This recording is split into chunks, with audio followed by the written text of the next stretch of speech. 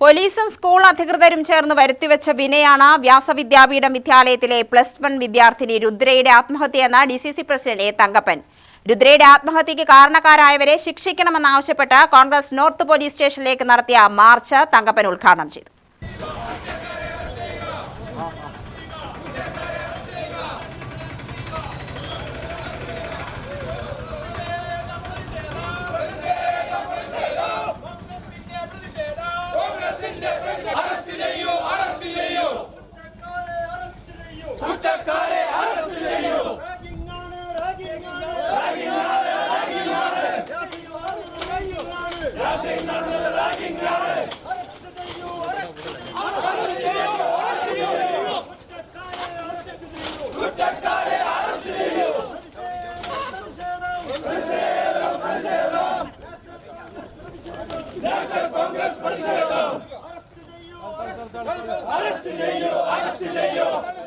ബോംബിനെ പന്നിപ്പടക്കമാക്കാൻ ശേഷിയുള്ള പോലീസിന്റെ അന്വേഷണത്തിൽ പ്രതികൾ ശിക്ഷിക്കപ്പെടില്ലെന്നും തങ്കപ്പൻ പറഞ്ഞു.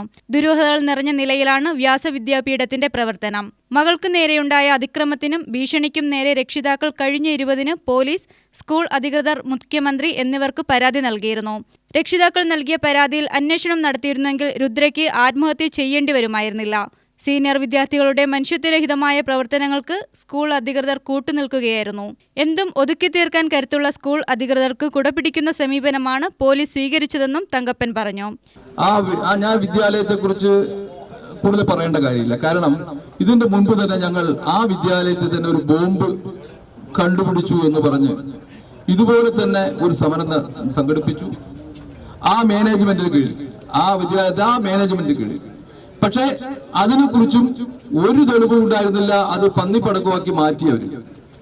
അതോടൊപ്പം തന്നെ ഇങ്ങനെ ഒരു വിദ്യാർത്ഥിയുടെ മരണം സംഭവിച്ചു.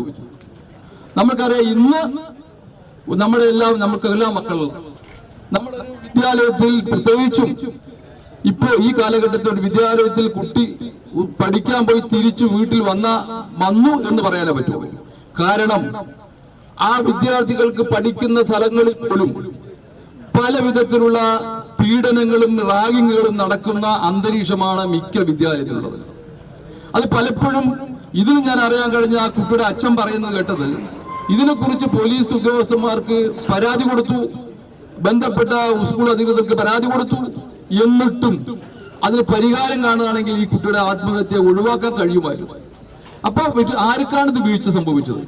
ഇങ്ങനെ സംഭവിച്ചിട്ടുള്ള ആ കുട്ടിയുടെ ആത്മഹത്യക്ക് കാരണക്കാരും അവരെ കണ്ടുപിടിച്ച് ശിക്ഷിക്കുക എന്നുള്ള ഉദ്ദേശം മാത്രമാണ് ഈ മാർച്ചിലുള്ളത്.